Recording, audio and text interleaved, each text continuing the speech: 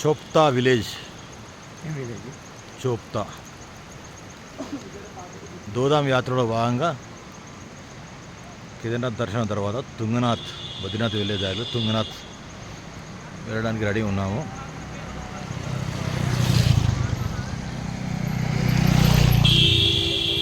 ఇక్కడ మాకు ఇక్కడనే ఇచ్చింది, ఈ టెంట్లోనే మాకు షెల్టర్ ఇచ్చారు.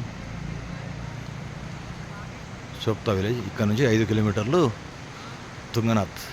వెహికల్లో పోయిన తర్వాత అక్కడ మళ్ళీ 5 కిలోమీటర్ ట్రెక్కింగ్ చేయాలి.